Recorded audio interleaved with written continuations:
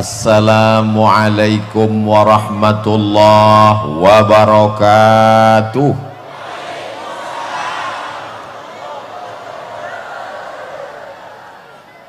Alhamdulillahi wa kafa, wassalatu wassalamu ala al-habibil mujtaba wa ala alihi wa ashabihi ahli siddiqi wal wafa. Subhanaka la ilma lana illa ma 'allamtana innaka antal alimul hakim.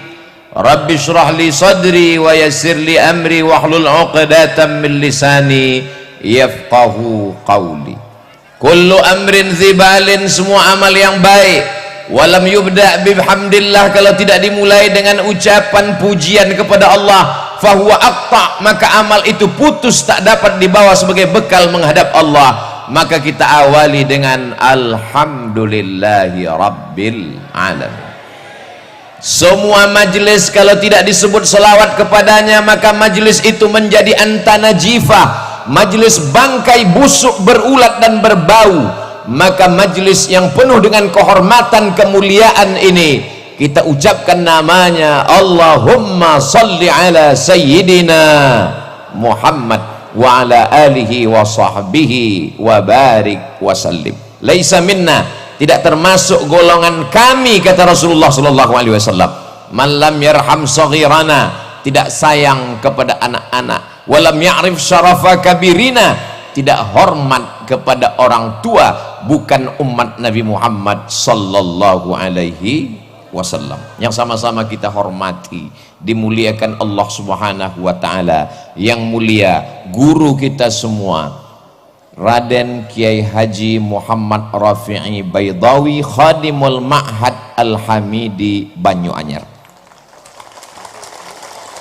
Guru kita Raden Kiai Haji Rafi'uddin Syamsul Arifin, Dewan Pengasuh Darul Ulum Banyuanyar.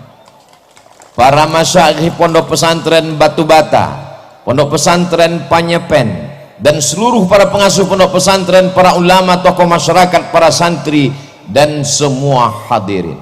Kalau tuan ke Pamekasan, jangan lupa membawa kipas.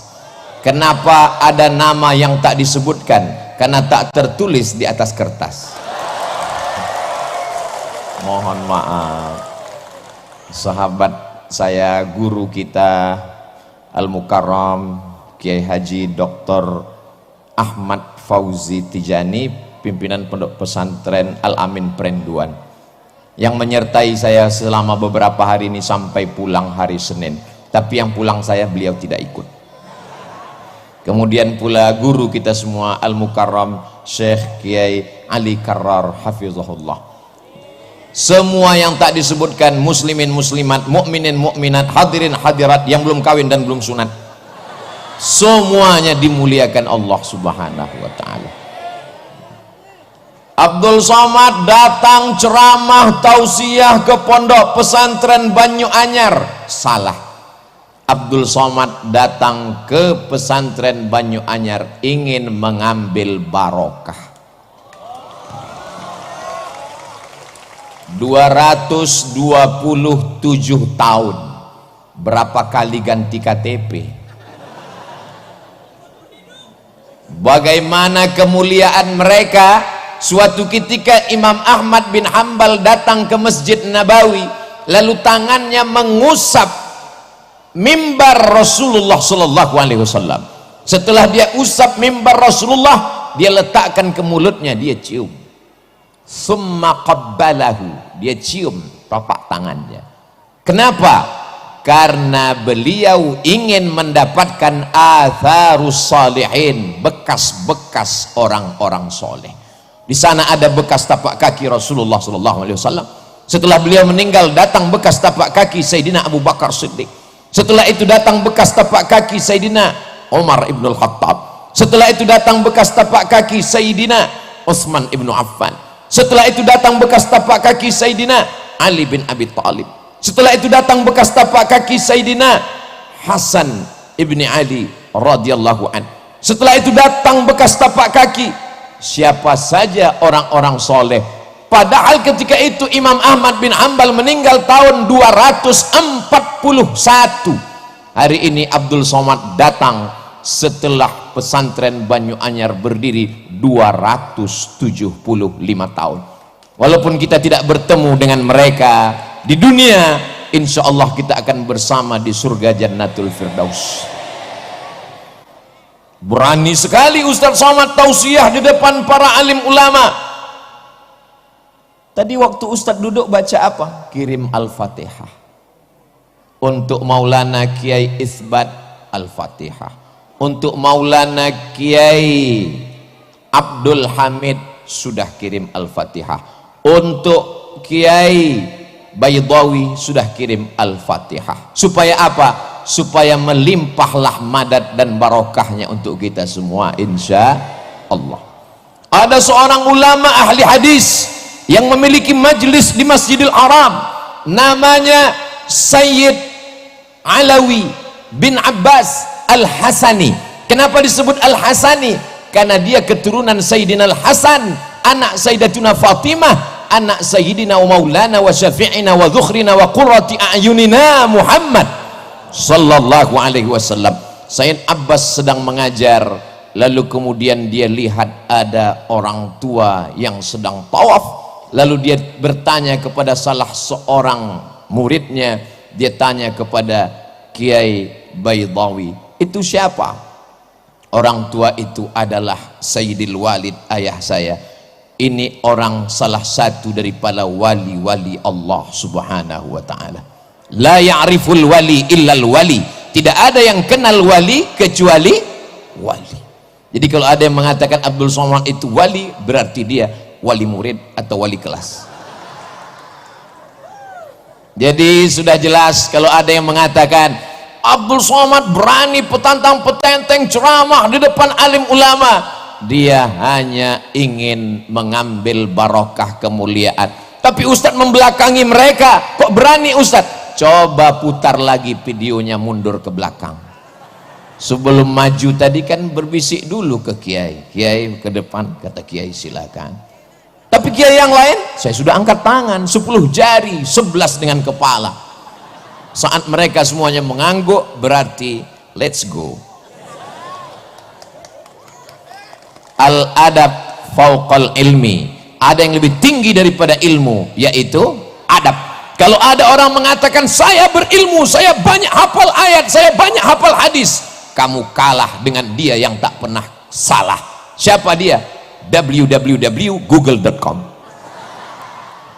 Saya paling cerdas, semua kelipatan, kali-kali, bagi-bagi, tambah-tambah, saya hafal. Maka sesungguhnya kalkulator jauh lebih cerdas. Kalau ada orang mengatakan amalnya banyak, 1000 tahun beramal, naik langit pertama. 1000 tahun beramal, naik langit kedua. 1000 tahun beramal, naik langit ketiga. 1000 tahun beramal, naik langit keempat, kelima, keenam, ketujuh, sampai akhirnya dia sejajar dengan para malaikat. Ketika itu apa kata Allah? Wa idh qulna lil malaikati isjudu li Adam. Wahai seluruh malaikat, bersujudlah kamu kepada Adam. Fasajadu, semuanya bersujud illa iblis. Saat itu bangkit egonya, yang diperintahkan bersujud malaikat, sedangkan iblis bukan malaikat. Lalu dia siapa? Buka surat Al-Kahfi, kana minal jinni, dia berasal dari kalangan jin. Fafasaqa an amri rabbih, dia melawan perintah Allah subhanahu wa ta'ala. Yang diperintahkan bersujud malaikat. Kenapa bisa ada satu yang aneh, yang asing, yang bukan malaikat? Karena prestasi ibadahnya luar biasa sehingga dia sejajar dengan malaikat, tapi dia bukan malaikat. Jadi kalau ada orang bangga dengan ibadahnya tapi kurang adab dan taatnya, berarti dia bukan kata saya. Masya Allah, tabarakallah. Mudah-mudahan kita dijauhkan dari sifat iblis. La yadkhulul jannah, tak masuk surga, man kana fi qalbihi, siapa yang dalam hatinya mithqala habbatin min khardalin min kibrin, ada sombong sebesar biji sawi. Sebetulnya yang Ustadz bicarakan ini siapa? Saya. Di atas pentas, di atas karpet hijau, ada lagi karpet abu-abu lengkap dengan bunga-bunganya, dikawal dengan pasukan khusus anti santet.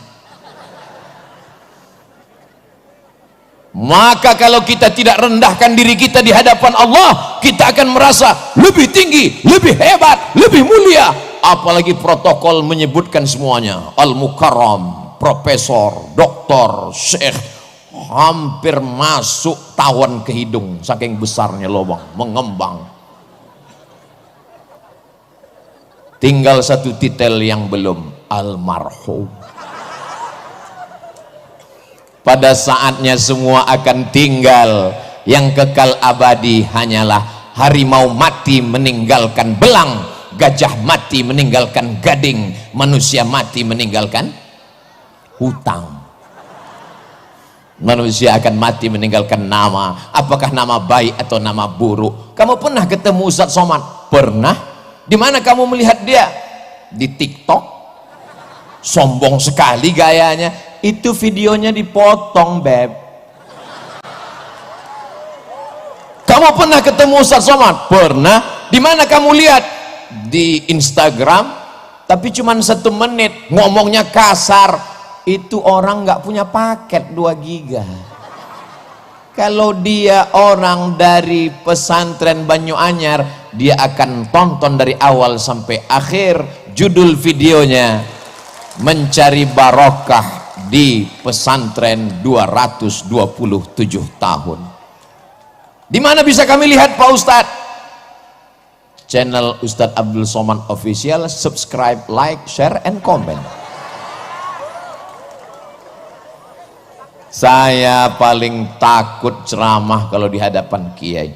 Ini rasanya sekarang ini seperti peserta dacil, dai cilik menjelang malam Lailatul Qadar.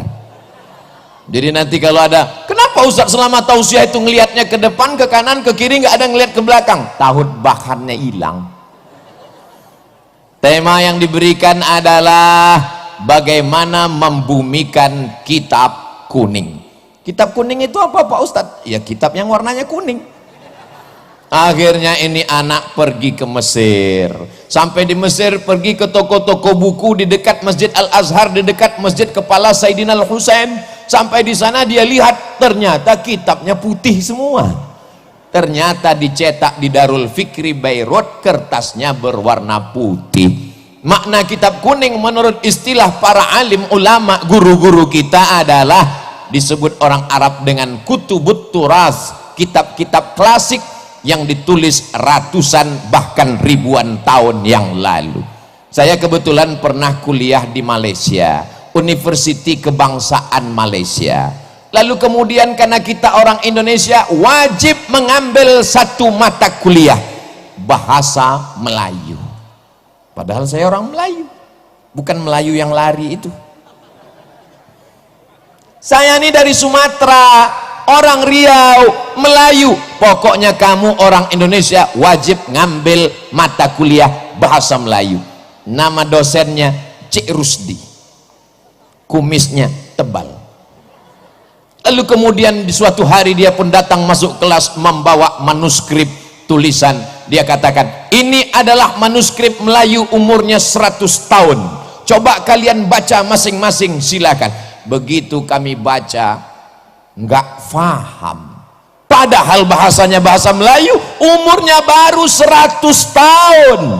Tapi hari ini anak-anak pesantren Banyu Anyar membaca kitab Sahih Al-Bukhari, ditulis oleh Imam Muhammad bin Ismail bin Ibrahim bin Al-Mughirah bin Bardisbah Al-Bukhari dari Uzbekistan, meninggal pada tahun 256 Hijrah. Umur kitab itu sekarang 1200 tahun. Semua santri faham. Kitab kuning yang mengaku orang Melayu, bahasa Indonesia, tapi ternyata tidak paham, padahal umur manuskrip baru 100 tahun.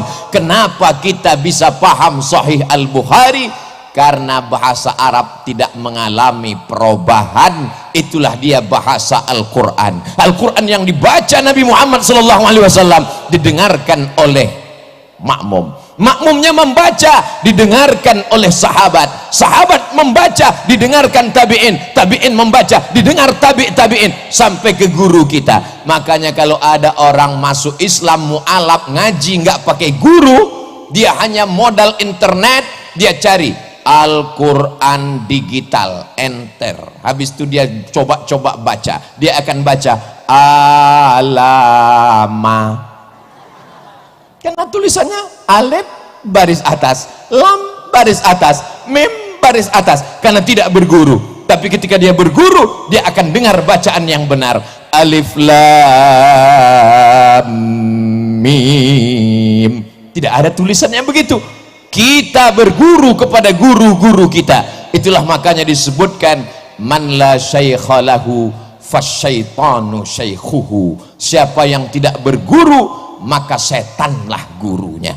Alhamdulillah semua santri-santri dari sejak berdiri 227 tahun yang lalu, ternyata pecahan dari murid, dari santri yang mendirikan pondok-pondok pesantren, lebih dari 400 pondok pesantren, insya Allah akan terus bertambah, mengalir sebagai amal jariah sampai hari kiamat insya Allah. Kita tidak perlu ngaji pada kiai, kita tidak perlu ngaji sama ulama, cukup kembali kepada Al-Quran dan baca hadis Nabi. Berpeganglah kepada dua saja, Quran dan hadis. Oh gitu, iya.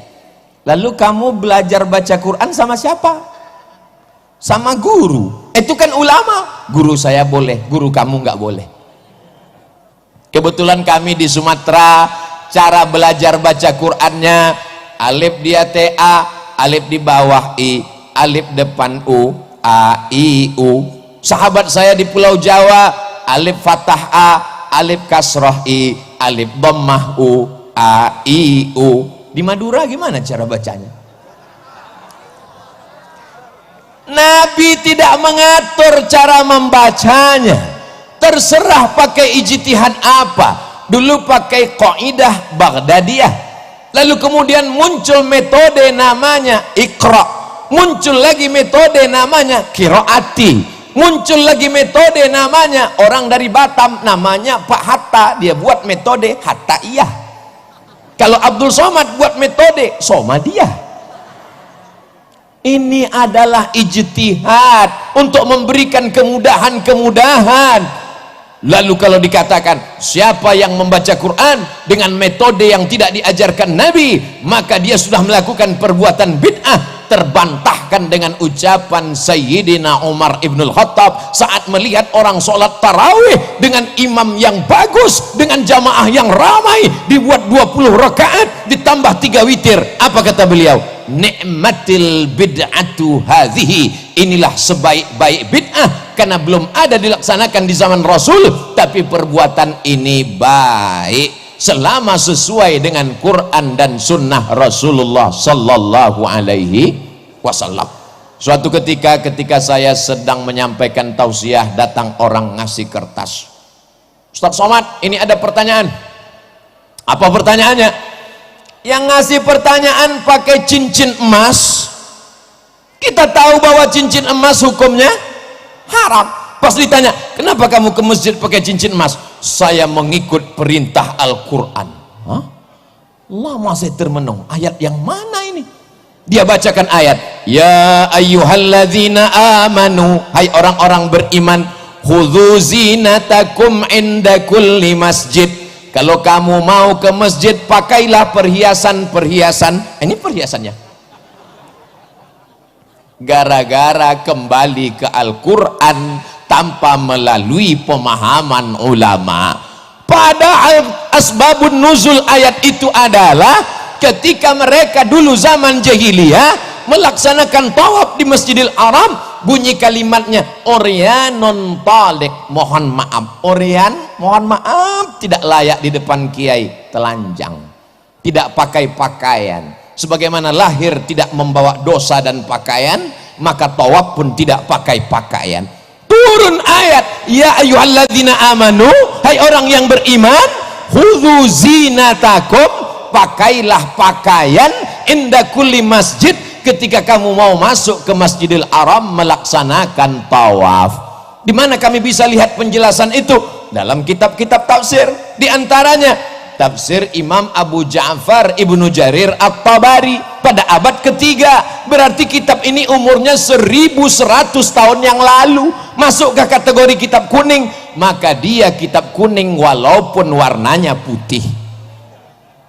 Jadi kalau ada orang yang mengatakan kita tidak perlu kitab kuning, kita cukup dengan Al-Quran, kalimatul haq urida bihal batil, kalimatnya benar, kita kembali ke Quran, tapi maknanya batil. Kenapa? Orang akan baca Quran sendiri, terjemahkan sendiri, pahami sendiri, nyasar sendiri.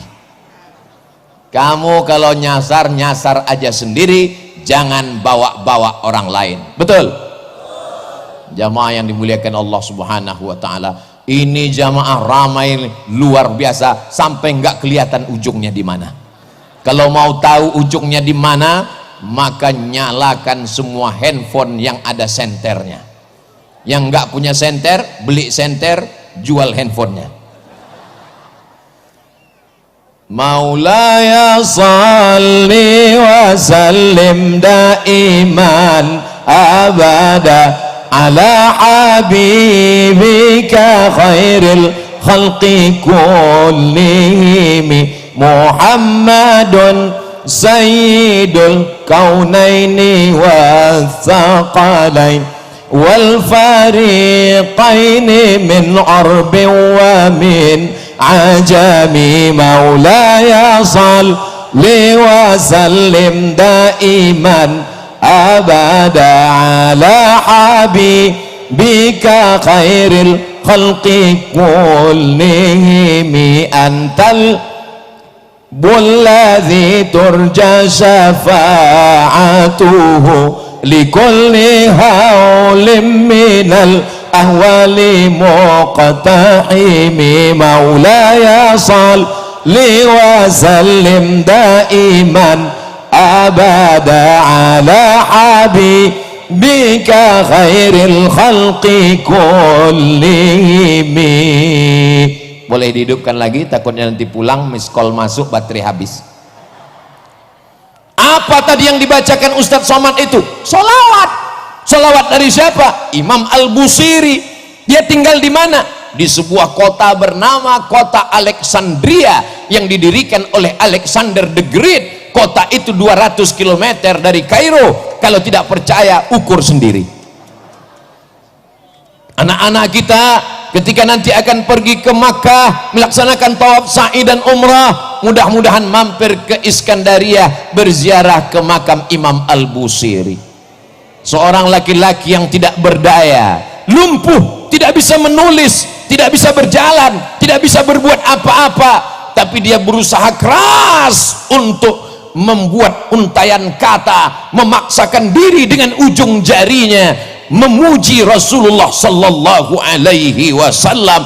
Akhirnya dia tulislah syair begitu indah sampai akhirnya dia tertidur lelap karena lelah dan letih. Lalu kemudian dia lihat ada sesosok orang yang begitu ganteng dan sempurna bercahaya membawakan jubah burdah.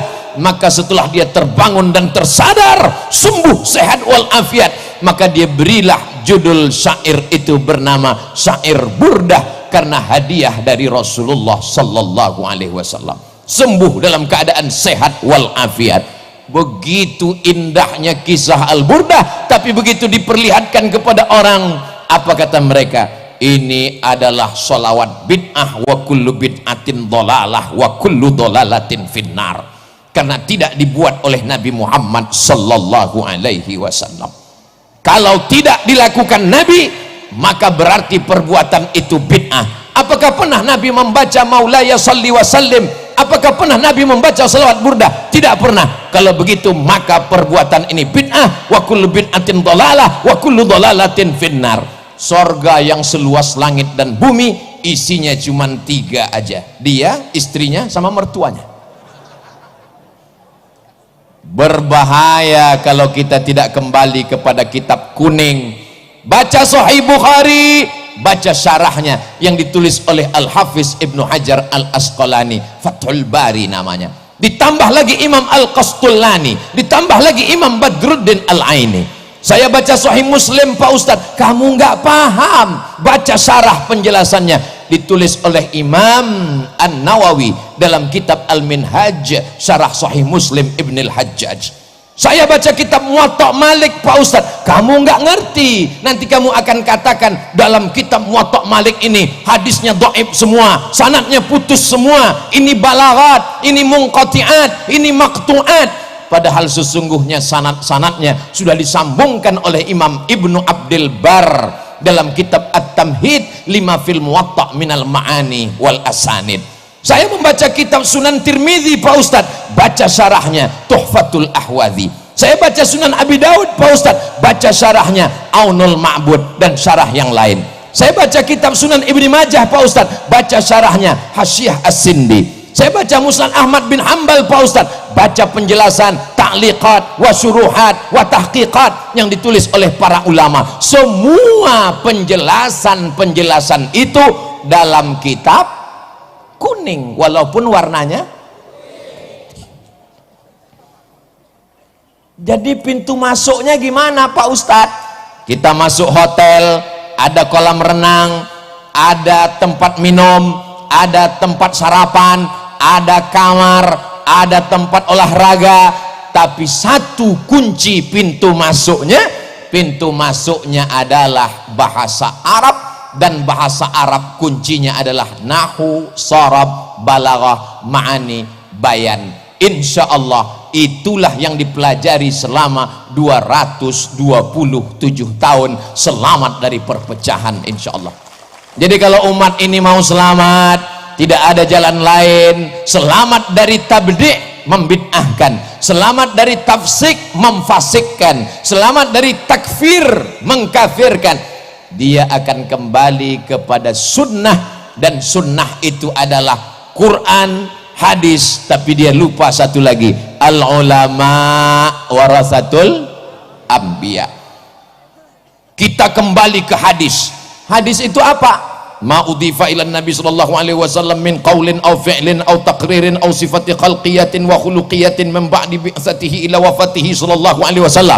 Ucapan, perbuatan, ketetapan, sifat fisik, sifat bawaan sejak dia lahir, diangkat menjadi rasul sampai meninggal menghadap Allah Subhanahu wa taala. Kamu ketemu dengan Nabi? Enggak. Lalu dari mana kamu tahu sunnah? Dari Sahih Bukhari. Sahih Bukhari itu orang? Iya. Ulama? Iya. Kenapa kita ikut ulama? Tapi katanya langsung ke Quran dan sunnah. Oh iya ya. Imam Bukhari apa ketemu dengan Nabi? Tidak. Imam Bukhari meninggal tahun 256, Nabi meninggal tahun 11. Dari 256 ke 11 banyak. Jadi kalau begitu Imam Bukhari dapat hadis itu dari mana? Dari gurunya. Namanya siapa? Abdullah bin Maslamah. Abdullah bin Maslamah dapat dari siapa? Dari Imam Malik bin Anas. Malik bin Anas dapat dari siapa? Dari Abu Zinad. Abu Zinad dapat dari siapa? Dari Al-A'raj. Al-A'raj dapat dari siapa? Dari Abu Hurairah. Abu Hurairah dapat dari siapa? Dari Nabi. Bersambung sanadnya. Kalau putus di atas namanya mu'allaq, kalau putus di bawah di atas namanya mursal, hilang sahabat. Kalau hilang sanadnya dari penulis kitab ke atas namanya mu'allaq. Kalau putusnya berurut-urutan namanya mu'dal. Kalau putusnya tidak di atas, tidak di bawah, tidak di tengah namanya munqati. 2 SKS 16 tatap muka. Potong tatap muka pertama, potong mid semester, potong UAS, ujian akhir semester. Apakah mungkin belajar hadis tafsir dalam 16 tatap muka? Sementara mereka belajar Imam Malik. Apa kata Imam Malik? Aradtu kitabi hadza ala sab'ina min fuqaha'il Madinah. Aku bacakan kitabku ini kepada 70 ahli fikih kota Madinah. Kulluhum wata'uni fasammaituhu muwatta'a. Semuanya setuju dengan isi kitab Muwatta, maka aku sebut kitab ini Muwatta, kitab hadis tertua yang dicetak saat ini. Meninggal tahun 179 Hijrah. Catatan-catatan penting dari Imam Malik ke guru-gurunya, bersambung sampai ke Nabi sallallahu alaihi wasallam. Al-isnad minad din, sanad adalah bagian dari agama. Fanzuru amman ta'khudhu dinakum, perhatikan kamu ambil sanad ilmu kamu dari siapa. Orang sekarang kalau ditanya, kamu belajar dari siapa? Dari guru saya. Siapa guru kamu? Syekh YouTube. Nama lengkapnya siapa? Tabayatubu. YouTube. Belajar di YouTube nggak apa-apa kalau gurunya ada. Sebenarnya jamaah yang hadir hari ini, mereka cuma memastikan apakah Abdul Somad itu ada. Tadi di rumah Kiai ketemu dengan beberapa adik-adik, ketemu, ini Abdul Somad yang selalu kulihat di YouTube. Memangnya ada orang di YouTube itu nggak ada di alam nyata? Ada.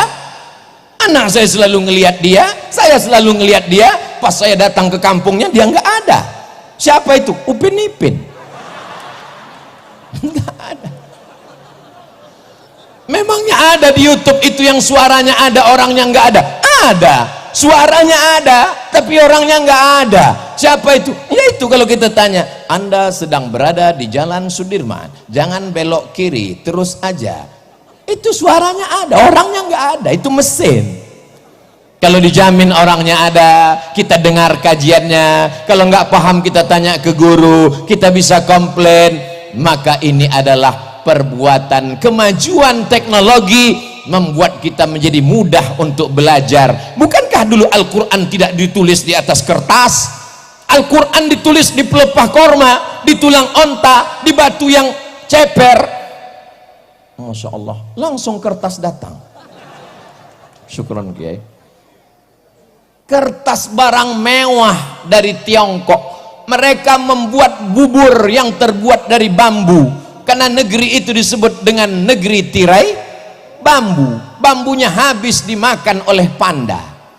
Lalu kemudian bambu dibubur. Setelah bubur bambu dijemur, jadilah kertas. Lalu kemudian kita pun sekarang menemukan ada yang disebut dengan pulp and paper. Pulp, bubur kertas. Paper, bubur yang sudah dibuat menjadi kertas. Kertasnya kenapa warnanya kuning? Karena terbuat dari ubi yang murah. Kertas yang mahal, yang punya uang adalah orang Eropa dan Amerika. Ini termasuk kertas yang mahal. Kenapa? Karena lintar, tintanya tidak luntur. Apa yang terjadi ketika kertas tidak ada? Mereka menulis Quran di pelepah korma, di tulang onta. Lalu kemudian kapan Al-Quran baru ditulis di atas kertas? Ketika 70 penghafal Quran meninggal dunia memerangi seorang nabi palsu bernama Musailamah Al-Kadzab. Nama kampungnya Yamamah, nama orangnya Musailamah, nama kampungnya Yamamah. Karena mikrofonnya kurang jelas, jamaah pulang ke rumah cerita nama nabi palsunya Yamamah, nama kampungnya Musailamah. Yang cerita serius, yang dengar ngangguk. Lalu kemudian apa yang terjadi? Ketika itu Sayyidina Umar Ibnul Khattab mengatakan, wahai khalifata Rasulillah, ini 70 penghafal Quran sudah meninggal dunia. Aku khawatir kalau penghafal Quran ini meninggal, Quran akan hilang. Kalau begitu kita mesti membukukan Al-Quran. Apa kata Abu Bakar Siddiq? Aku takut membukukan Al-Quran karena Nabi tidak pernah melakukannya, Nabi tidak pernah memerintahkannya. Sampai Allah melembutkan hati Abu Bakar Siddiq, akhirnya dia setuju. Karena khawatir Quran akan hilang, maka disusunlah tim penulisan Al-Quran yang diketuai oleh Sayyidina Zaid bin Thabit sebagai sekretaris, Ubay bin Ka'ab salah seorang imam pada masa sholat tarawih yang dibuat oleh Umar Ibnul Khattab. Anak-anak muda yang gagah perkasa. Siapa Zaid bin Thabit?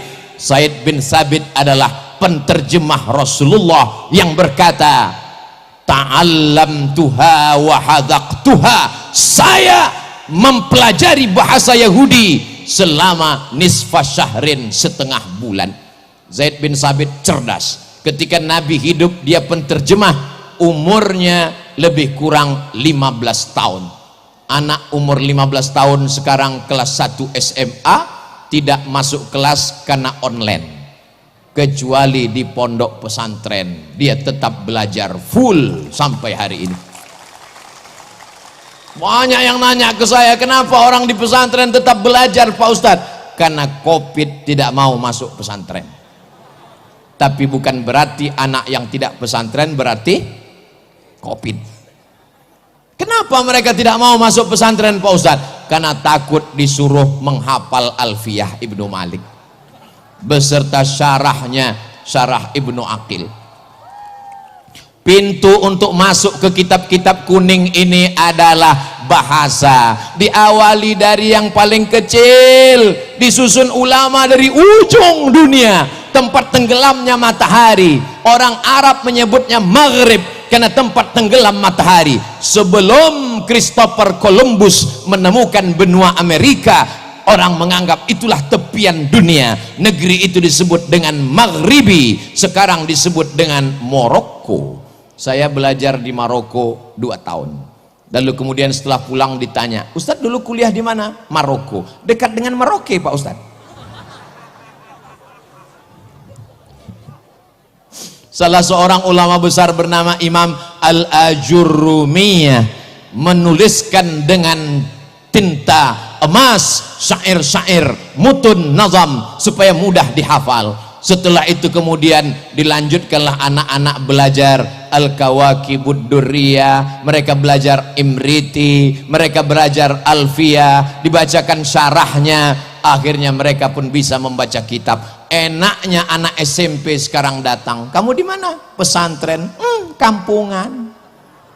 Anak pesantrennya sabar, dia nanya dengan lembut, kamu di mana? Sekolah umum. Belajar agama sekali sebulan. Pelajaran intinya apa? Fisika, kimia, biologi, matematika, bahasa Inggris. Wow, amazing. Kamu di pesantren pelajarannya apa? Catat baik-baik ya. Ya, nahwu, sharaf, balaghah, ma'ani, mantik, bayan, fikih, qawaidul fikih, usul fikih, hadis, mustalah hadis, rijalul hadis, tajwid, arud qawafi, tafsir, ulumul Quran. Stop, enough. Pesantren ini berat guys, biar aku aja.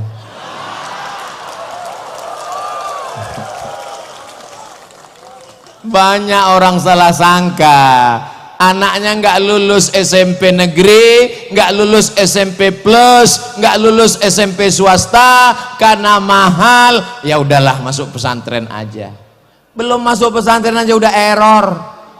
Ditambah pelajarannya begitu banyak, hang.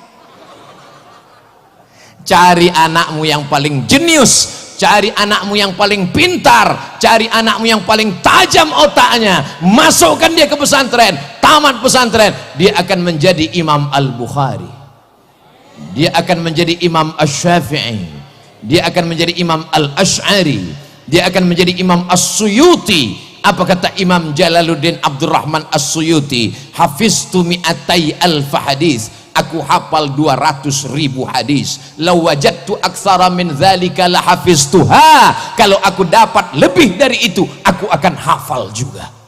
Ini banyak orang sekarang begitu enaknya ngomong, Imam Syafi'i manusia, saya manusia. Imam Syafi'i makan, saya makan. Imam Syafi'i nikah, saya lebih banyak. Imam Syafi'i itu tidur, saya juga tidur. Kalau Imam Syafi'i boleh baca Quran mengeluarkan hukum, saya juga bisa baca Quran dan mengeluarkan hukum. Orang yang begini jangan dimarahi, cuman tanya aja lembut-lembut sambil berbisik, udah ngopi belum?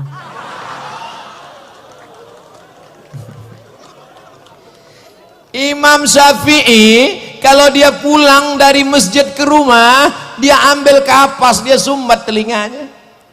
Sampai ke rumah orang nanya, kenapa disumbat? Karena kalau aku buka, semua yang aku dengar dari rumah sampai ke masjid, aku hafal. Oh, saya nggak percaya Pak Ustadz, kalimat Ustadz terlalu mengada-ada. Mana ada manusia yang secerdas itu? Cari aja di YouTube, www.youtube.com. Buat di situ tes IQ tertinggi internasional, akan dites manusia tercerdas di dunia di zaman sekarang.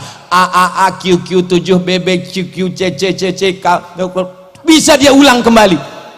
Orang yang seperti itulah yang cerdas, yang membaca Al-Quran, yang menghafal hadis Rasulullah Sallallahu Alaihi Wasallam. Jangan karena tidak bisa lalu dikatakan tidak ada. Tapi bukan berarti karena anak kita tidak secerdas itu lalu besok rame-rame narik anaknya dari pesantren. Anak-anakku yang sudah berada di pesantren, belajar kitab kuning, banggalah menjadi anak pesantren. Bangga apa tidak bangga? Mengalir pahalanya sampai hari kiamat anakku. Tapi saya mau jadi polisi Pak Ustadz. Emang saya nanti kalau pesantren punya ijazah? Loh, anak pesantren baca kitab, tapi mereka juga punya ijazah formal. Tapi setelah selesai sanawiyah 3 tahun, aliyah 3 tahun, mereka nggak pulang kampung. Pas ditanya, nggak pulang? Enggak. Kenapa? Kitabnya belum khatam. Lebih sayang kitab daripada ijazah formal. Ijazah formal bisa didapatkan dengan paket A, paket B, paket C. Tapi baca kitab dia mesti dibaca berulang-ulang, didengarkan, ngantuk dikit salah baca. Kitabnya bagus, tapi karena bahasa Arab ini begitu banyak, tulisannya mirip, cara bacanya beda. Al-jannah, al-habbah, al-junnah, al-jinnah, itu tulisannya sama semua. Makanya jangan baca kitab yang sudah digigit rayap.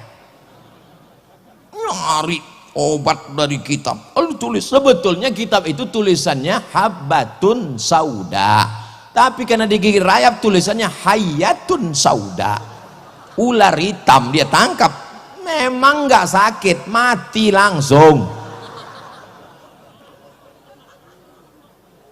Kalau ada dokter-dokter spesialis, ujian akhirnya sebelum buka praktek dia mesti bisa bahasa Latin. Kenapa? Karena buku-buku kedokteran diambil dari bahasa Latin, dari bahasa Yunani, lalu diterjemahkan ke dalam bahasa Arab. Saya melihat 2 jilid di perpustakaan Darul Hadis Maroko, ditulis oleh Ibnu Sina. Tapi karena orang bule, orang barat susah baca Ibnu Sina, mereka baca Avicena. Lalu kemudian apa yang terjadi? Setelah itu mereka terjemahkan. Judul bukunya Al-Qanun Fit-Tib, Al-Qanun, undang-undang Fit-Tib, kedokteran. Diterjemahkan ke dalam bahasa Inggris, The Canon of Medicine. Jadi anak-anak kita amat sangat bisa. Pak Ustadz, kami nggak bisa bahasa Inggris. Bahasa Inggris perubahannya cuma berapa? Go, going, gone, when. Cuma 4. Tapi zahaba, zahabu, zahabat, zahabata, zahabna, zahabta, zahabtuma, zahabtum, zahabti, zahabtuma, zahabtuna, zahabtu, zahabna. Itu baru fi'il madi, belum fi'il mudhari'nya, belum lagi amarnya, belum lagi nahinya, belum lagi masdarnya, belum lagi isim fa'ilnya, belum lagi isim maf'ulnya. Jadi kalau ada orang mengeluh bahasa Inggris ini berat ya, karena kamu belum bahasa Arab guys. Sekarang orang kalau belajar bahasa Arab dia katakan, oh bahasa Arab ketinggalan zaman. Apa tuh bahasa Arab? Bahasa Inggris hebat, hebat. Sekarang dipakai dunia global internasional. Kenapa dunia internasional pakai bahasa Inggris? Bukan karena bahasa Inggris hebat, karena negara di dunia paling banyak dijajah oleh Inggris. Mudah-mudahan ceramah ini nggak diterjemahkan ke bahasa Inggris. Kalau diterjemahkan sampai ke kedutaan Inggris, nggak masuk saya ke Inggris.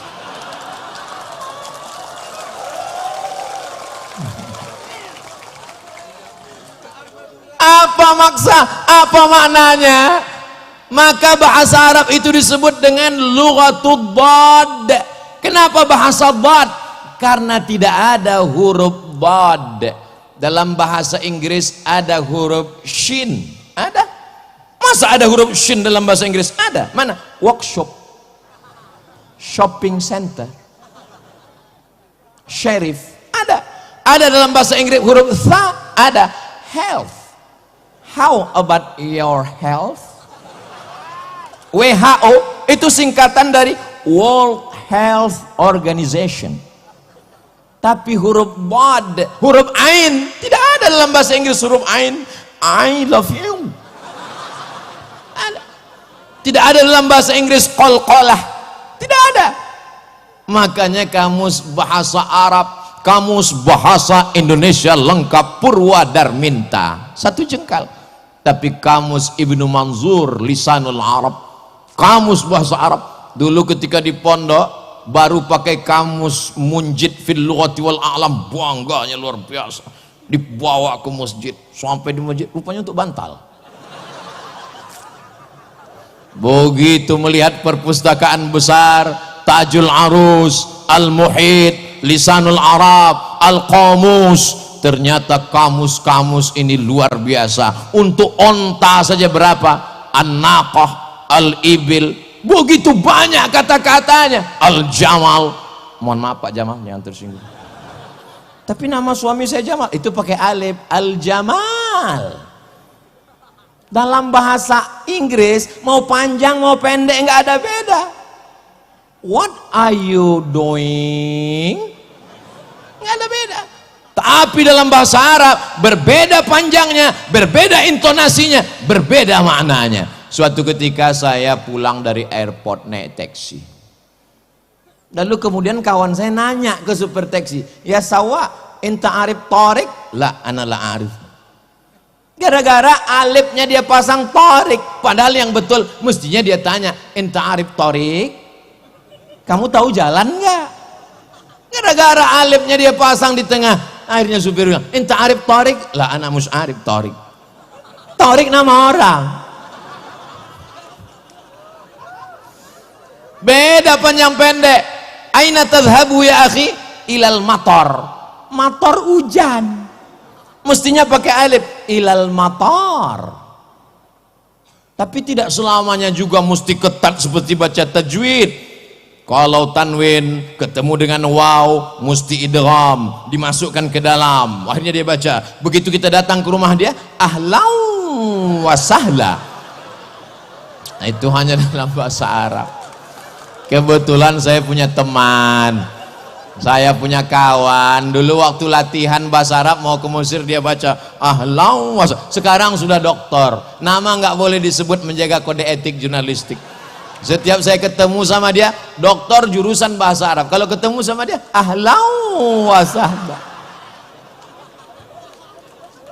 Saudara yang dimuliakan Allah Subhanahu wa taala, dulu sebelum ke Mesir saya sempat 1 tahun di jurusan bahasa Arab Fakultas Tarbiyah di Institut Agama Islam Negeri Sultan Syarif Kasim. Salah satu dosennya merupakan mahasiswa pertama Ma'had Khartum lil Lughatil Arabiyah li ghairin natiqina biha di Sudan. Kenapa Bapak ke sana, Pak? Karena di sana bahasa Arab. Gimana belajar waktu di sana, Pak? Saya sampai di sana, kata dia, belajar lagi mengucapkan huruf-huruf. Masa S2 belajar huruf lagi? Ternyata penyebutan huruf kita salah, kata dia. Lalu saya penasaran, salahnya di mana? Kami di kelas dikasih kapas, 1 orang 1 kapas. Disuruh nyebut huruf fa. Semua disebut huruf fa. Pa. Siapa yang hurufnya keluar duluan, lalu kemudian kapasnya terbang, salah. Lalu saya tanya, yang benar gimana Ustadz? Kapasnya terbang duluan, hurufnya keluar dengan nada yang lembut. Sampai sehalus itu, sampai sedetail itu. Dari mulai makharijul hurufnya, sampai intonasinya, sampai idgham ikhfa gunnah qalqalah bila gunnahnya. Makanya kalau kita dengar qari membaca Al-Quran, di mana dia memainkan suara sehingga masuk irama, bayati, soba, bayati, soba, sika, jaharka, ras. Ketika pada idgham, ketika pada gunnah, disitulah dia akan masukkan min qablikum. Bukan berarti, saya tahu bunyi itu tadi hanya untuk menyenangkan hati saya saja, walaupun suara ini tidak begitu. Tidak boleh melantunkan ayat-ayat Al-Quran dengan irama-irama, karena melantunkan, memasukkan irama ke dalam ayat Al-Quran adalah perbuatan yang terlarang. Oh gitu ya. Iya. Sekarang kita dengar Imam Masjidil Haram. Alhamdulillahi Rabbil Alamin Ar-Rahmanir Rahim Maliki Yaumiddin. Itu ada iramanya enggak? Ada. Gimana baca Al-Fatihah enggak pakai irama? Alhamdulillah Rabbil Alamin Ar-Rahmanir Rahim Maliki Yaumiddin. Siapa bilang enggak ada iramanya? Azan enggak boleh panjang-panjang. Loh, azan di Saudi Arabia Allah panjang. Azan nggak pakai irama gimana bunyinya? Allahu Akbar, Allahu Akbar. Itu yang muazinnya Babin Kamtibmas. Mereka walaupun polisi, walaupun tentara, Babinsa nggak tinggal sholat berjamaah. Kalau azannya lembut, jamaahnya tidur. As-salatu khairum minan naum. Maka Pak Babinsa dengan Babim Kamtibmas dia robah iramanya. As-salatu khairum minan naum. Langsung jamaah siap. Likulli makan maqal. Anak pesantren dengan ijazahnya dia bisa jadi dokter spesialis, apalagi kalau dia hafal Quran dia bisa dapat beasiswa. Sekarang ada namanya Bintara Santri Angkatan Darat, dia bisa jadi jenderal. Bintang 7 jangan sakit kepala, cukup bintang 4 saja. Ketika dia punya kekuasaan dia akan menolong agama Allah, tapi basicnya mestilah pesantren. Saya diceritakan oleh sahabat saya, dulu kiai-kiai itu menjadi pasukan Hizbullah, menjadi pasukan pengusir tentara Jepang dan Belanda. Teriakan mereka adalah teriakan Allahu Akbar. Santri-santri dulu orang mengatakan hari kita mengusir Belanda adalah tanggal 10 November. Betul, tidak salah. Tapi kenapa orang bersemangat berjihad tak takut mati 10 November? Karena sebelumnya ada resolusi jihad tanggal 22 Oktober. Dari 22 Oktober ke 10 November, pada saat itu ada perjuangan luar biasa. Ulama lah yang mengajarkan bahwa kalau kau mati, kau akan mati syahid. Sehingga mereka berjuang li'i'la'i kalimatillah. Allahu Akbar. Maka Belanda lari pontang-panting, Jepang lari pontang-panting, tinggal sendalnya. Itulah disebut dengan sendal Jepang. Dan pesantren Banyu-Anyar, betul, menjadi bukti sejarah salah satu rudal Belanda mendarat kemari. Dan mukjizat karomah, kalau mukjizat untuk Nabi, karomah untuk wali Allah, tidak meledak, tidak meledak. Lalu apa yang terjadi? Lalu dibongkar, dibuang misiunya, dibuang kabel-kabelnya. Sekarang untuk jadi teng teng teng teng teng teng teng. Jamaah yang dimuliakan Allah Subhanahu wa taala, karamah yang diberikan Allah kepada para wali-wali Allah untuk apa? Menunjukkan bahwa dia ada. La yazalu abdi yataqarrabu ilayya bin nawafil. Kalau hambaku itu mendekatkan diri kepadaku dengan ibadah sunnah, hatta uhibbah, hadis sahih Muslim, sampai aku cinta kepadanya. Fa idza ahbabtu, kalau aku sudah cinta kepadanya, fa akunu ainahu yubsiru biha, aku akan menjadi matanya, dengan matanya dia akan memandang. Bukan berarti dia menyatu dengan Allah, tapi kemudian pandangannya adalah pandangan Allah Subhanahu wa taala. Tidak ada yang sulit bagi Allah. Innama amruhu idza arada syai'an ayyaqula lahu kun. Apa maknanya? Anak kita yang di pesantren baca kitab bahasa Arab, ijazah dapat, selesai, fikihnya mantap, ngerti Quran, ngerti hadis, bisa lulus apapun, yang paling diinginkan adalah barokah guru, barokah habaib, barokah kiai. Banyak orang berilmu tapi tidak ada barokahnya. Rezeki juga begitu, duitnya banyak tapi nggak ada barokahnya. Duit apa namanya? Duit hantu dimakan setan. Mudah-mudahan dengan majelis ilmu hidup kita jadi barokah, anak-anak kita barokah menjadi soleh dan solihah, istrinya barokah menjadi penyejuk mata, penenang jiwa. Saya Pak Ustadz kalau ngelihat istri itu senang sekali. Tapi kamu belum nikah, lihat istri orang Pak Ustadz. Oh jangan. Mohon maaf Kiai, saya keceplosan. Masya Allah, tabarakallah. Allahumma salli ala sayyidina Muhammad wa ashghili zalimin bizalimin wa akhrijna min bainihim salimin wa ala alihi wa sahbihi ajma'in. Sallallahu rabbuna ala nuril mubin Ahmad al-Mustafa sayyidil mursalin wa ala alihi wa sahbihi ajma'in wa ala alihi wa sahbihi ajma'in.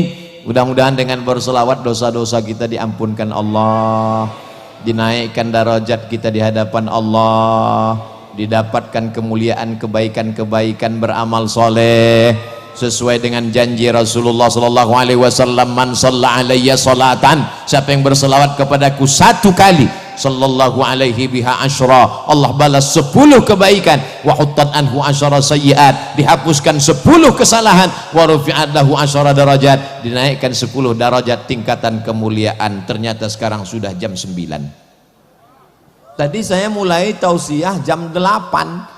Begitu saya cerita, nyampaikan ini, ngomong, lihat jam, udah jam 9. Ternyata ngomong di depan orang yang hatinya khusyuk itu nggak terasa 1 jam. Nah Ustadz Somad nih basa-basi aja ngomong pelipur lara. Enggak, dari tadi sampai sekarang saya belum ada ngelihat jam. Wallahi tallahi billahi, saya ceramah terus baru lihat jam, loh sudah 1 jam. Sampai-sampai saya ragu, jangan-jangan jam ini mati. Ternyata kalau kita ngomong, orang hatinya terbuka, kita menyampaikan juga cair, tak terasa. Saya pernah tausiah, rasanya lama sekali menjelang buka puasa.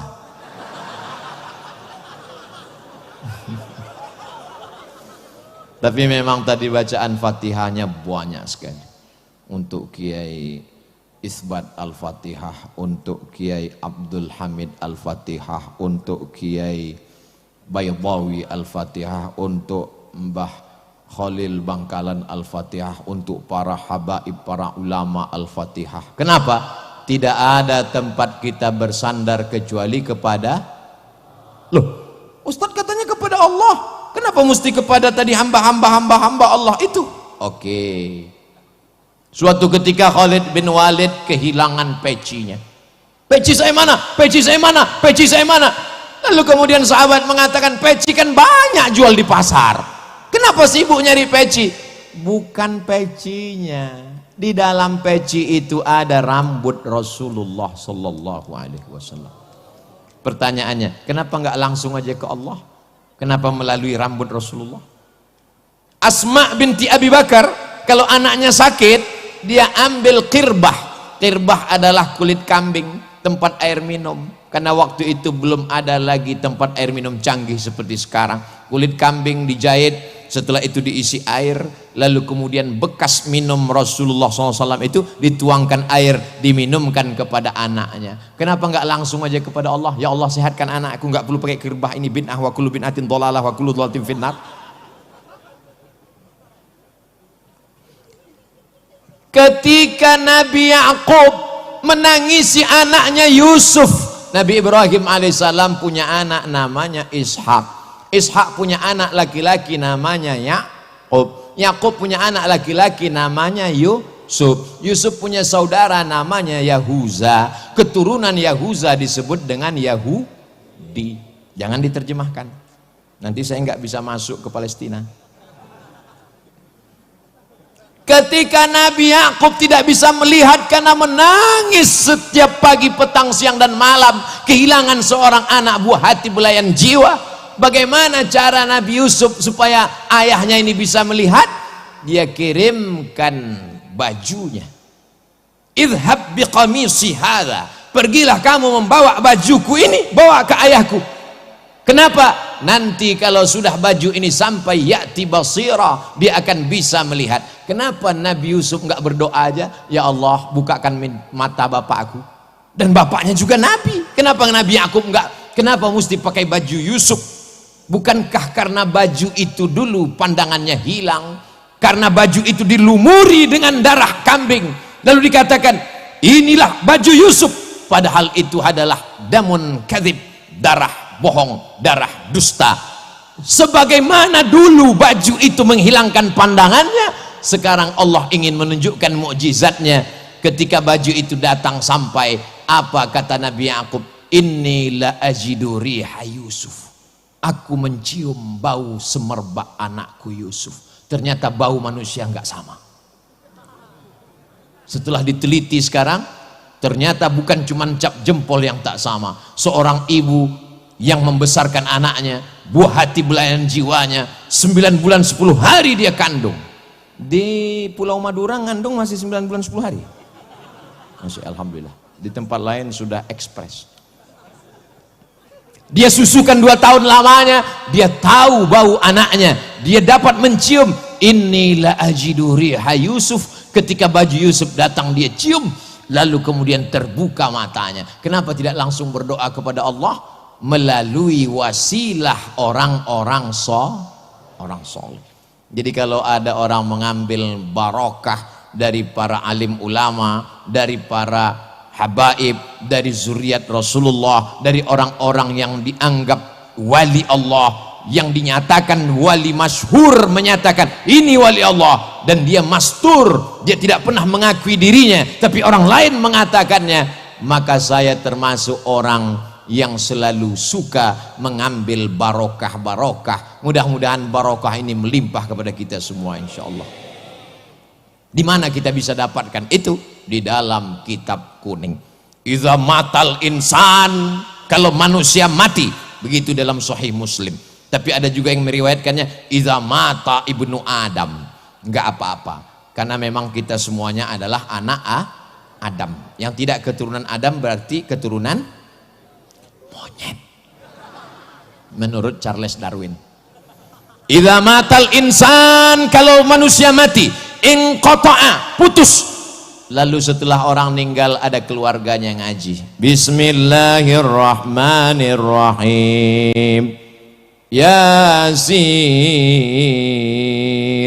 wal Qur'anil Hakim. Kalau baca Yasin begitu slow, pelan, karena banyak juga orang sekarang baca Yasin cepat sekali, 120 km per detik. Turja'un. Datang orang membacakan hadis, idza matal insan, idza mata ibnu Adam, inqata'a amaluhu. Jangan bacakan lagi karena sudah putus. Yang putus itu apa? Yang putus itu adalah orang yang meninggal putus amal taklifi. Orang meninggal nggak wajib sholat, orang meninggal nggak wajib puasa, orang meninggal nggak wajib bayar zakat. Maka kalau ada orang nggak mau sholat, nggak zakat, nggak puasa, maka dia mesti.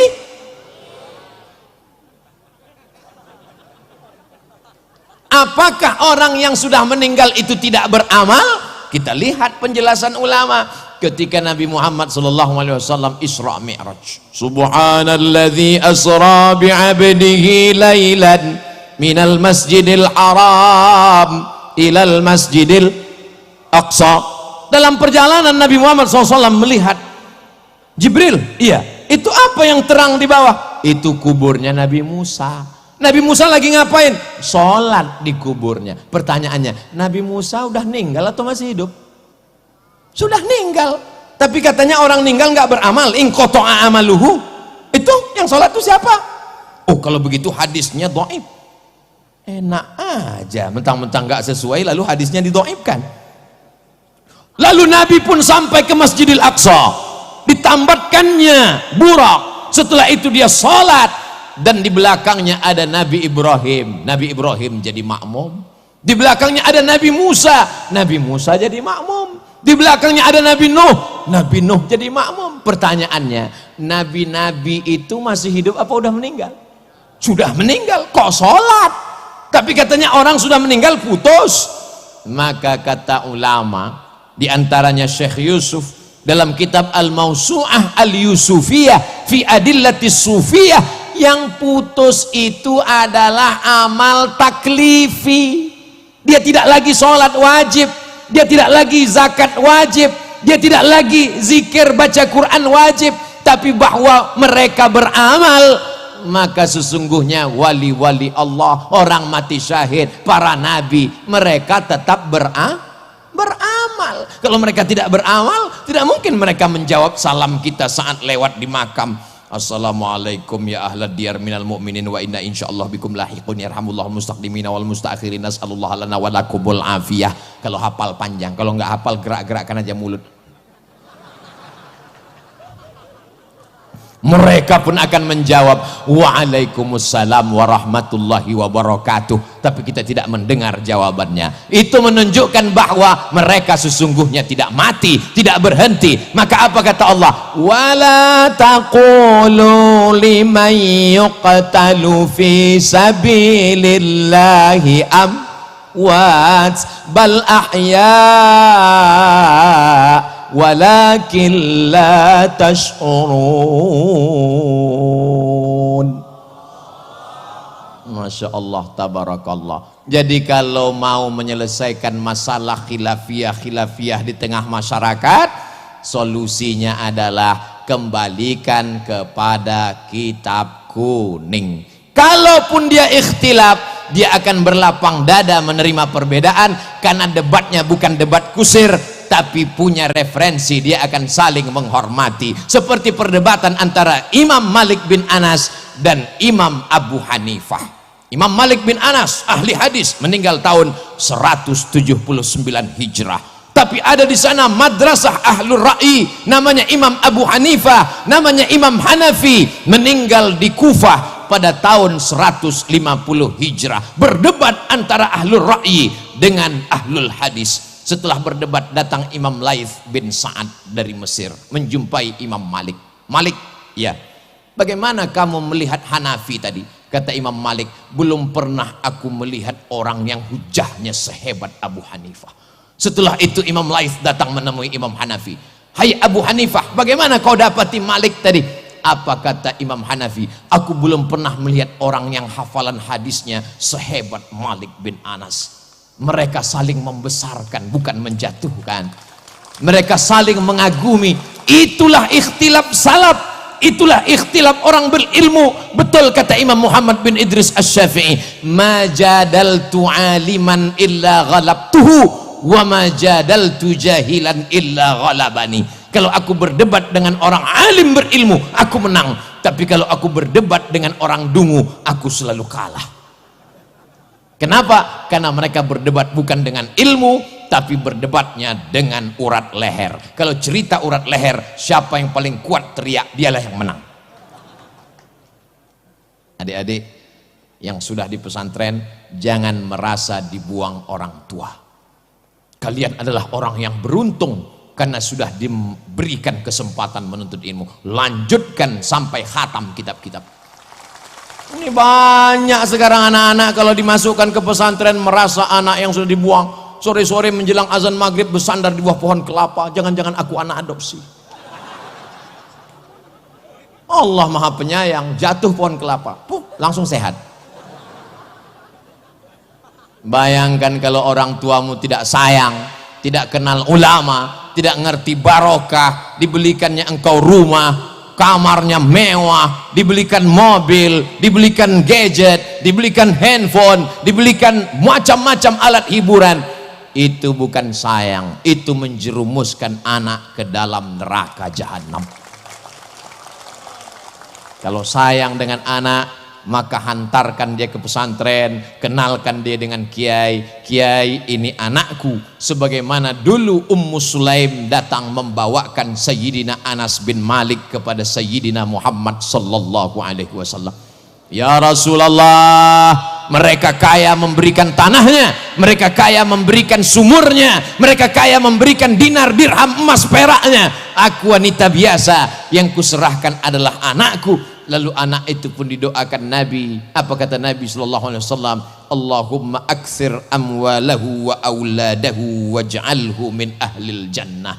Banyakkan hartanya, banyakkan anaknya, jadikan dia penghuni surga. Akhirnya apa yang terjadi? Ketika Sayyidina Anas bin Malik meninggal dunia, dihitung anak keturunannya hampir 100 orang.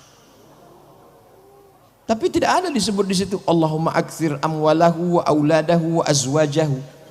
Enggak perlu, karena itu udah automatically. Dan yang lain punya kebun, panennya setahun sekali. Sayyidina Anas bin Malik panennya setahun 2 kali. Dan sahabat Nabi yang meninggal terakhir di kota Basrah, Irak adalah Sayyidina Anas bin Malik. Barokah doa. Jadi kalau kita kitabnya mungkin kurang lancar, ngajinya mungkin kurang kuat, tapi insya Allah bi barokati kiai, barokah habaib, barokah guru, insya Allah kita dapat itu, insya Allah. Amin. Suara trompet habis waktu atau apa?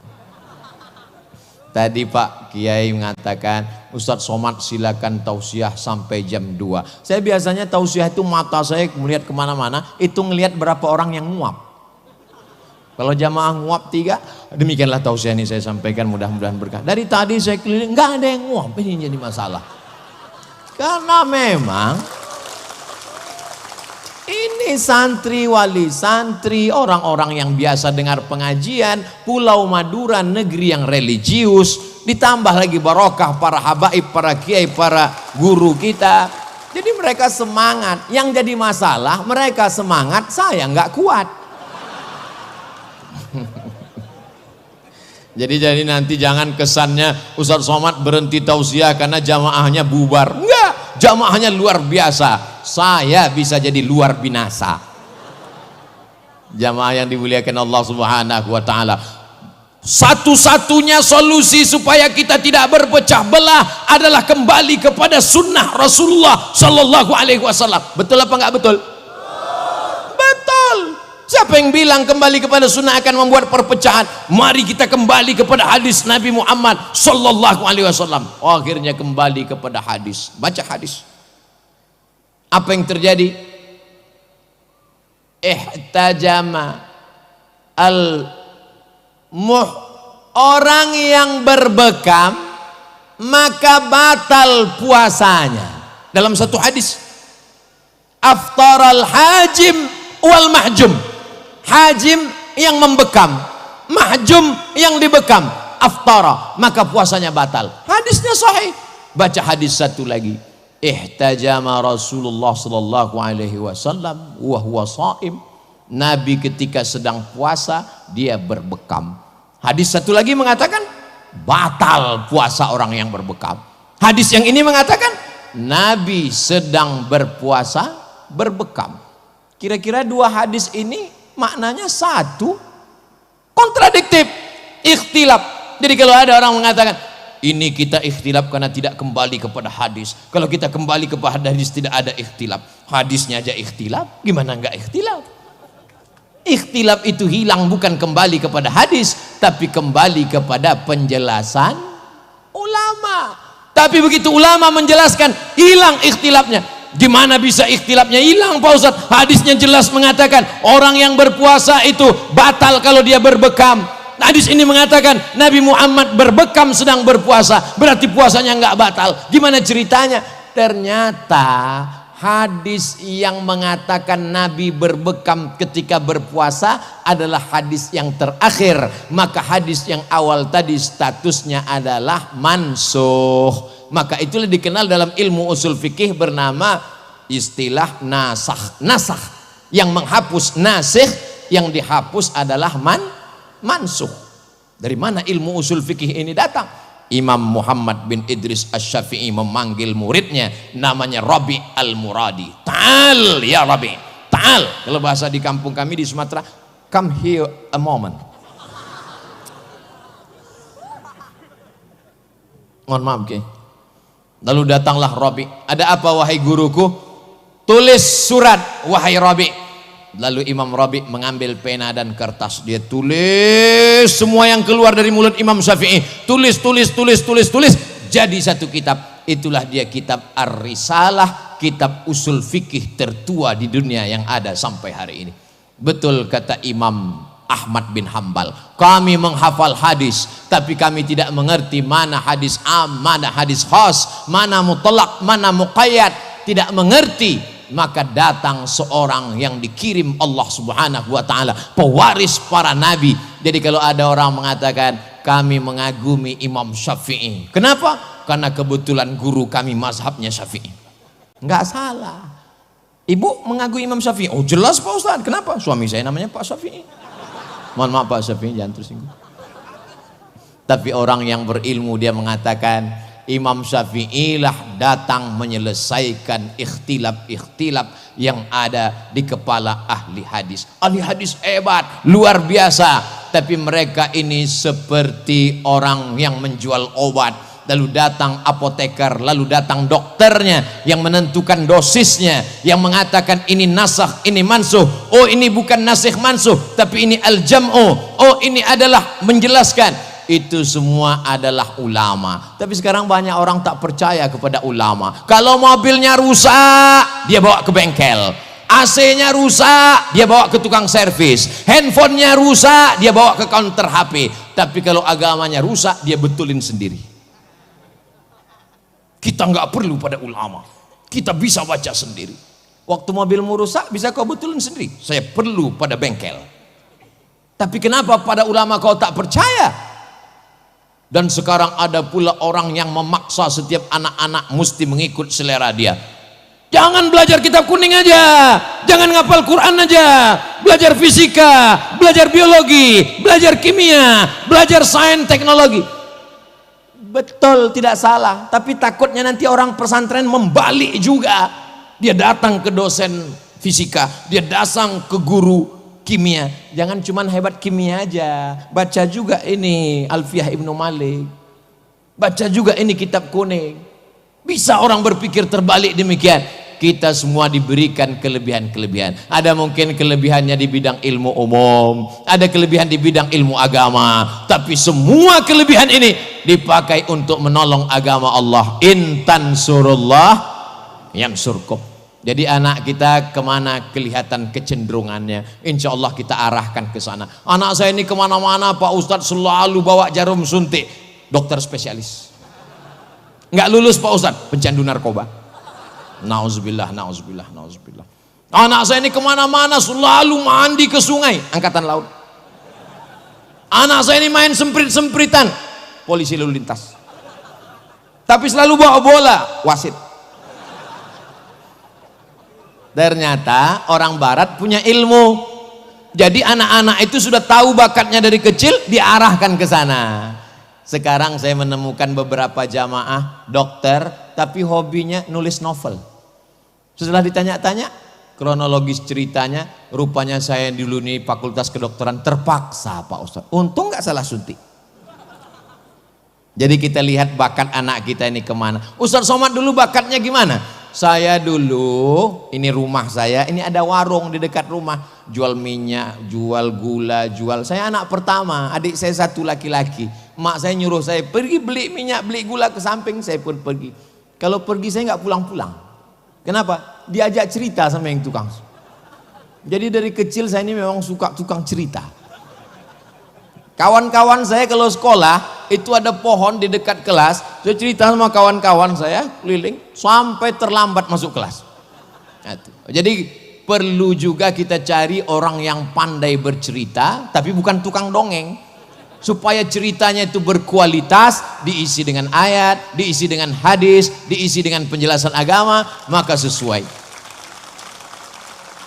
Ada orang yang tidak pandai bercerita tapi nulisnya mantap, nulis novel berat, menceritakan tentang ulama ini berat, tapi begitu ditulis dalam bentuk novel maka luar biasa. Berdakwah, ceramah, apalagi kalau ceramahnya ngamuk-ngamuk, marah-marah, berat. Tapi kalau dituliskan dalam novel, Masya Allah, saya pulang mendarat ke Jakarta, mampir di rumah teman saya lihat ada novel. Saya tanya, itu novel? Iya, bestseller, baru cetak. Berapa lama kau baca? Habis maghrib, selesai azan subuh, khatam. Apa judulnya? Ketika Cinta Bertasbih. Di dalamnya ada kisah-kisah dakwah. Jadi dakwah ini bisa lewat cerita. Itulah yang dilakukan oleh Wali Songo dulu. Ketika mereka menebarkan Islam, mereka tahu saudara-saudara di Nusantara ini hobinya nyanyi-nyanyi, suka melantunkan, maka mereka buatkan ada wayangnya, ada lagunya. Dan kalau kita lihat lagu-lagu sholawat itu banyak sekali yang tidak ditemukan di Mesir. Saya di Mesir 4 tahun nggak pernah dengar sholawat itu. Iramanya itu nggak pernah saya dengar. Kemudian saya pindah ke Maroko 2 tahun, nggak pernah saya dengar. Ustaz Somad ini kan bilang di Mesir 4 tahun, Maroko 2 tahun, di Sudan dia cuma mau bilang lama di Arab. Kalau cuma lama di Arab, onta lebih lama Pak Ustaz.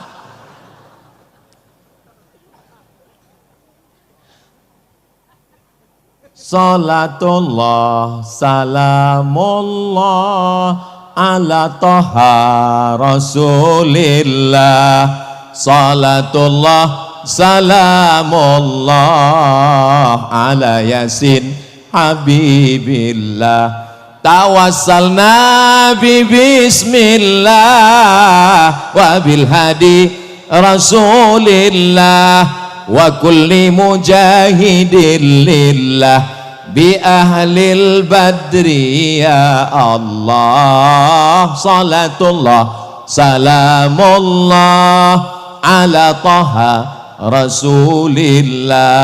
Salatullah, salamullah ala yasin habibillah. Tawassalna bi bismillah wa bil hadi rasulillah wa kulli mujahidin lillah bi ahlil badri ya Allah. Irama itu tidak pernah saya dengar sekalipun. Itu murni kreasi orang kita.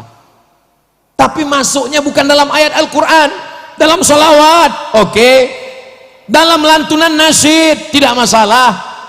Ada orang lagu Melayu dia masukkan, nggak apa-apa. Tapi kalau sampai dimasukkan di dalam azan, dimasukkan dalam ayat Al-Quran, takalluf, merubah makna, walaupun bayati soba sikana awan jaharka, tapi kalau dimasukkan merusak makna, maka ulama mengharamkannya. Iyyaka na'bud. Tanyalah kepada qori-qori kita. Itu semua sudah diatur oleh para ulama. Falaula nafara min kulli firqatin minhum ta'ifatun liyatafaqahu fid din. Jangan semuanya pergi berperang. Perang itu penting, jihad menolong agama Allah, tapi jangan semuanya. Falaula nafara min kulli firqatin minhum ta'ifatun. Ada 2-3 orang liyatafaqahu fid din, untuk belajar ilmu agama. Tujuannya untuk apa? Liunziru qaumahum idza raja'u ilaihim la'allahum yahzarun. Mudah-mudahan anak-anak yang belajar di pesantren Banyuanyar pulang ke kampung halaman menjadi dai menolong agama Allah Subhanahu wa taala. Saya ini orangnya bodoh Pak Ustadz, dulu nggak ngaji Pak Ustadz, maka saya balas kebodohan saya. Anak saya mesti di pesantren, mesti baca kitab, mesti tamat. Bagus. Sekarang ada orang berpikiran lain. Saya ini bodoh Pak Ustadz, anak saya mesti lebih bodoh dari saya. Perbaiki, karena semua akan dituntut di hadapan Allah Subhanahu wa taala. Kullukum ra'in, setiap kamu adalah pemimpin, wa kullukum mas'ulun, semua kamu akan disoal, semua kamu akan ditanya. La tus'alunna yauma idzin 'anin na'im. Semua nikmat akan ditanya, dan di antara nikmat yang terbesar adalah nikmat anak. Berapa banyak orang minta punya anak? Rabbi habli minas sholihin, Rabbi habli min ladunka dzurriatan thayyibah. Rabbana hab lana min azwajina wa dzurriyyatina qurrata a'yun waj'alna lil muttaqina imama. Semua anak-anak muda ini akan menjadi anak-anak yang soleh dan solehah. Ustadz dari tadi kok anak-anak terus? Kami yang bapak-bapak, bapaknya sudah soleh duluan. Sudah tua nggak soleh juga. Kapan lagi? Malaikat maut udah dekat. Jadi kalau Ustadz Somad selalu menceramahi anak muda, ada juga orang-orang ibu-ibu, bapak-bapak, Ustadz Somad kami yang tua ini perlu juga diberikan semangat, motivasi Pak Ustadz. Kalau mau semangat nggak usah dengar ceramah, lihat aja liang lahat, insya Allah semangat. Ini Ustadz lagi ngejek kami atau gimana? Saya dalam 1 bulan mesti langsung melihat liang lahat. Oh, itulah tempatmu nanti Abdul Somad. Berapa banyak jamaah yang datang, tidak ada satupun yang mau gantian sip-sipan malam pertama, malam kedua, malam ketiga. Walaqad ji'tumuna furada kama khalaqnakum awwala marrah.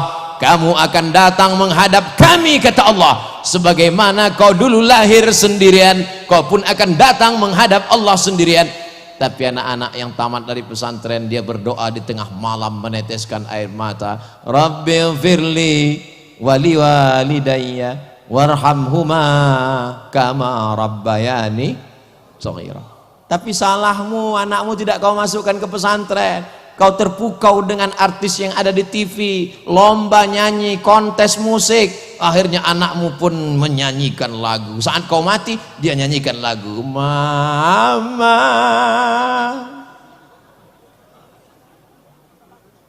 Yang lalu tak dapat diulang kembali, menetes air mata darah untuk menyesal. Lan tarji'al ayyamul lati madat, yang lalu tak akan dapat terulang. Anak saya udah besar semua Pak Ustadz, gimana mau masuk pesantren? Cucu saya pun udah besar juga semua Pak Ustadz. Tunggu cucunya nikah, punya anak. Janjikan dalam hati, anakku mesti sekolah agama. Kami begitu dulu. Kamu mesti sekolah agama. Nanti tamat pondok terserah mau kemana. Habis ini terserah. Sebelum berangkat ke Mesir, ibu saya bertanya, kamu mau kuliah atau mau nikah? Saya mau kuliah.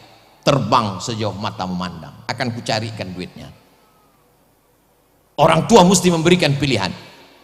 Datang jamaah ngadu ke saya, Ustadz Somad, anak saya ini bingung, saya tanya mau kuliah nggak mau, tapi sampai sekarang nggak jelas, tolong nasihati Pak Ustadz. Saya bilang saya nggak bisa ngasih nasihat, tolong jumpai sekali aja Pak Ustadz. Oke, besok habis sholat Jumat kita ketemu. Begitu habis sholat Jumat ketemu, saya pakai jurus ibu saya 20 tahun yang lalu.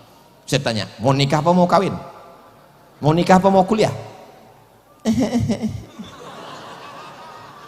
Mau kuliah Pak Ustadz. Kuliah jurusan apa? Saya mau ambil politeknik. Ini anaknya mau. Sama saya selama ini nggak mau. Masalah komunikasi aja. Insya Allah anak-anak kita ini diajak dialog dengan baik. Kamu mesti masuk pesantren nak. Pesantren itu enak. Nanti kamu insya Allah bisa baca kitab. Kamu akan selamat dunia akhirat. Kamu akan membahagiakan aku alam barzah terang benderang sejauh mata memandang. Kapan kau berbakti pada orang tua? Aku nggak mau di pesantren. Nanti kau aku titipkan ke panti asuhan. Ya mau. Oh, Pak Ustadz meneror anak. Tidak, bawa dia jalan-jalan ke pondok pesantren, melihat. Jangan dilepas anak dengan tangisan. Ini banyak ibu-ibu bapak-bapak melepas anak pondok pesantren, ngelihat kasurnya tipis, ngelihat dapur ngantri panjang. Kamu beruntung punya ibu dan ayah seperti kami yang mampu menyekolahkan. Pergi kau ke lampu merah di kota-kota besar, anak-anak berdagang tisu malah dieksploitasi untuk mencari kekayaan oleh preman-preman, anak-anak yang tak berdaya. Tapi kau mampu disekolahkan, maka bangkitkan semangatnya. Kau mesti sekolah sini sampai sekolah formalnya tamat, hatamkan kitab, ngaji dengan kiai, berkhidmah dengan ulama, pulang kau jangan jadi anak soleh. Gitu. Kalau mau nangis nanti udah agak-agak 5 kilo dari Banyuanyar, udah jauh, baru nangis. Nangislah di tengah malam mengadu kepada Allah. Bacakan Al-Fatihah, bertawassul kepada Rasulullah dengan bersalawat. Lembutkan hati anakku, jadikan dia anak yang berbakti kepada agama, nusa dan bangsa. Doa ibu mustajab, menembus pintu-pintu langit. Saya nggak bisa bahasa Arab Pak Ustadz. Nggak usah pakai bahasa Arab, pakai bahasa apa saja. Allah Ta'ala maha tahu. Allah ya dzal jalali wal ikram ya fa'alul lima yurid ya man qada amran innama yaqulu lahu kun fayakun. Seorang jamaah, anak saya ini pakai narkoba Pak Ustadz, dikasih tahu nggak takut, ditangkap polisi takut, sebentar keluar pakai lagi. Akhirnya gimana? Akhirnya Pak Ustadz, saya ambil air zam-zam 1 jerigen, saya bawa tawaf 7 putaran, doanya nggak ganti-ganti, berhenti narkoba, berhenti narkoba, berhenti narkoba, berhenti narkoba, berhenti narkoba, berhenti narkoba, berhenti narkoba, berhenti narkoba. Pulang dari umroh dipanggil anaknya, sini minum ini air zam-zam, mandikan, kalau kau nggak berhenti juga habis sudah usahaku. Berhenti. Doa ibu luar biasa. Mudah-mudahan anak-anak kita menjadi anak yang terselamatkan dari narkoba, selamat dari LGBT, selamat dari sekuler, selamat dari liberal, selamat dari ateis, selamat dari khawarij, selamat dari murji'ah, selamat dari syiah, selamat dari fitnah khalqil Quran, selamat dari agnostik. Dalam akidah ahlus sunnah awal jamaah Imam Abul Hasan al-Ash'ari, fikihnya dalam mazhab Imam Muhammad bin Idris Asy-Syafi'i, dan tasawufnya dalam jalur Imam Junaid al-Baghdadi, Imam Abu Hamid al-Ghazali. Amin ya rabbal alamin.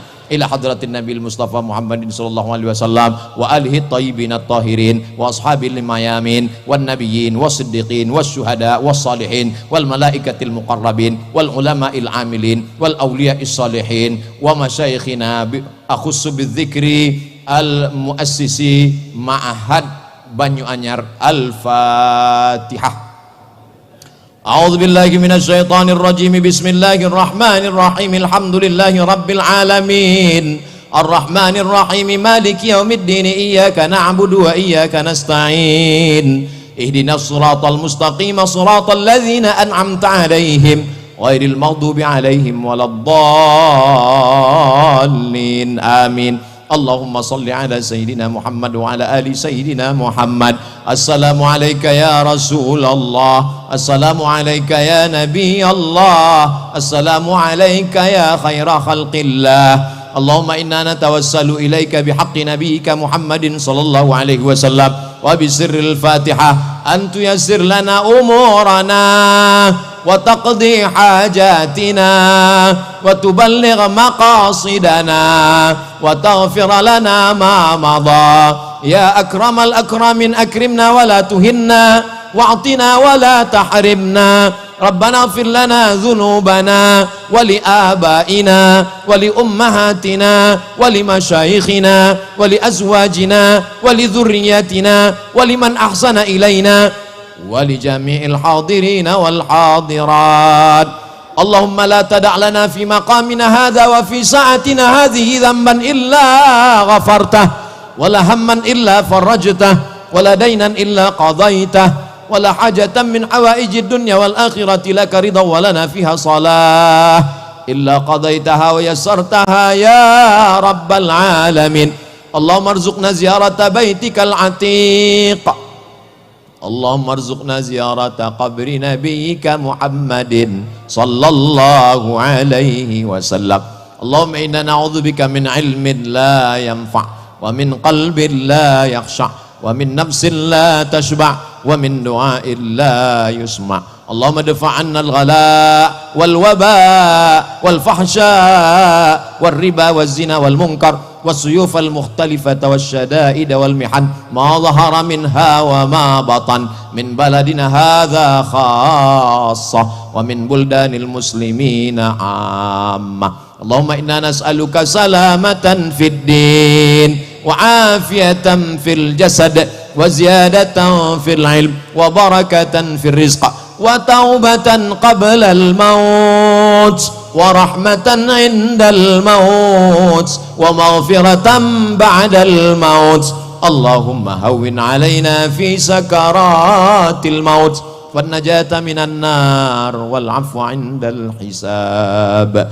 ربنا آتنا في الدنيا حسنة وفي الآخرة حسنة وقنا عذاب النار. وصلى الله على سيدنا محمد وعلى آله وصحبه وسلم بسر الفاتحة.